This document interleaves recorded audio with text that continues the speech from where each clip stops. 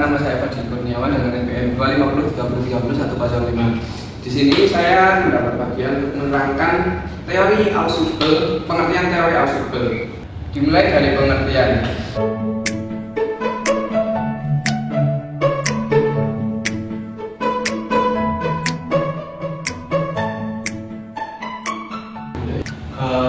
Teori belajar Ausubel sendiri yaitu pembelajaran bermakna, yaitu proses mengingatkan informasi baru pada konsep-konsep relevan dan juga ada dan struktur kognitif siswa. Selanjutnya, terdapat faktor utama yang mempengaruhi pembelajaran bermakna, yaitu satu, struktur kognitif siswa yang meliputi kestabilan, kejelasan, dan keorganisasian pengetahuan yang dimiliki siswa. Struktur kedua, faktor utama kedua yaitu sifat interaksi antara informasi baru dan struktur kognitif yang menentukan apakah pembelajaran bermakna bagi siswa atau tidak.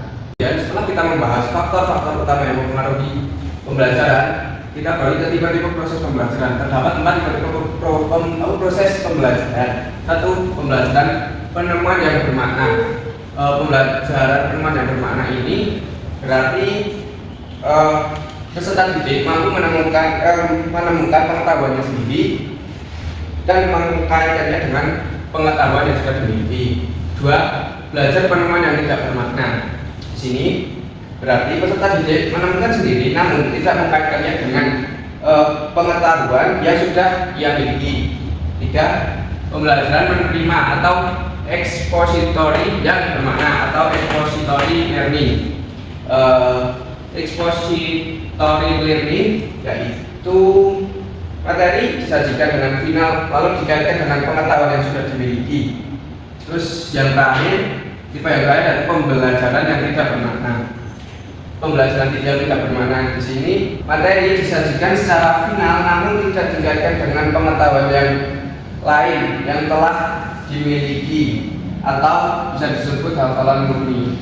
Hai semuanya, perkenalkan nama aku Rahayu dengan NPM 25030300137 dan di sini aku akan menjelaskan tentang persyaratan belajar bermakna pada pembelajaran bermakna akan terjadi jika tadi sudah dijelaskan dengan konsep dasar dan tipe-tipe proses belajar dalam teori Ausubel, selanjutnya saya akan menjelaskan tentang prasyarat belajar bermakna pada pembelajaran bermakna akan terjadi jika yang pertama, persyaratan pada peserta didik.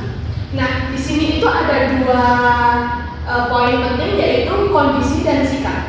Kondisi dan sikap itu nanti adanya niat atau kemauan untuk belajar dan meningkatkan materi baru dengan yang sudah ada. Selanjutnya yaitu ada konsep yang telah dimiliki.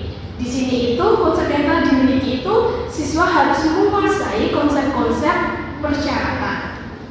Dan yang B itu ada prasyarat pada materi pembelajaran.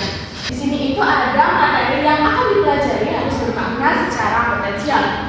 Nah, di poin ini materi itu dapat dihubungkan dengan struktur kognitif dan sesuai dengan konsep yang telah dipahami oleh siswa sebelumnya.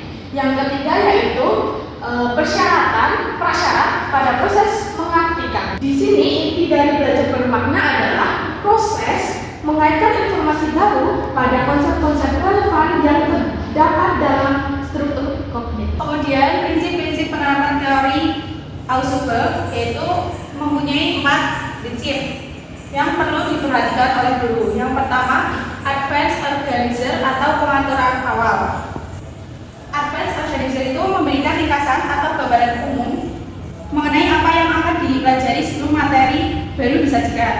Prinsip tersebut bertujuan untuk membantu siswa mengaitkan informasi baru dengan pengetahuan yang sudah ada. Yang kedua, diferensiasi progresif atau progressive differentiation. Prinsip tersebut dikembangkan dari umum ke khusus atau inklusif ke kurang inklusif. Penyajian materi ini harus secara hierarkis dari konsep paling umum ke bagian-bagian yang lebih rinci. Kemudian yang ketiga, belajar subordinat atau subordinate learning. Prinsip tersebut terjadi ketika konsep-konsep yang telah dipelajari sebelumnya subordinat kemudian disimpulkan dalam satu konsep yang lebih luas atau subordinat. Kemudian yang terakhir, penyelesaian integratif reconciliation atau rekonsiliasi integratif. Prinsip tersebut itu memperhatikan secara eksplisit bagaimana arti-arti baru dihubungkan dan dipertentangkan dengan arti-arti sebelumnya, serta melihat keterkaitan antara konsep subordinat dan superordinat. Yang terakhir, dalam teori Ausubel memiliki kelebihan dan kekurangan belajar bermakna. Yang pertama, kelebihannya sendiri yaitu informasi yang dipelajari lebih lama dapat diingat. Yang kedua, memudahkan proses belajar berikutnya karena adanya peningkatan diferensiasi dari sumber.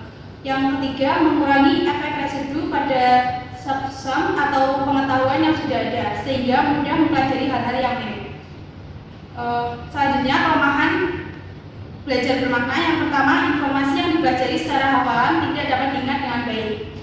Yang kedua, peserta didik berkonsentrasi untuk mempelajari sesuatu tanpa mengaitkan dengan yang sudah diketahui. Proses belajar tidak akan bermakna. Terima kasih.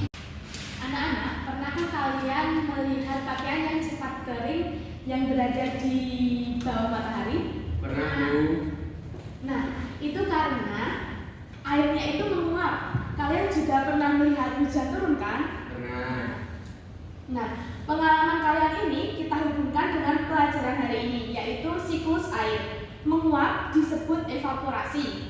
Lalu udara dingin menguap, berubah menjadi titik-titik air. Ini namanya kondensasi. Dan akhirnya jatuh sebagai hujan atau persipitasi.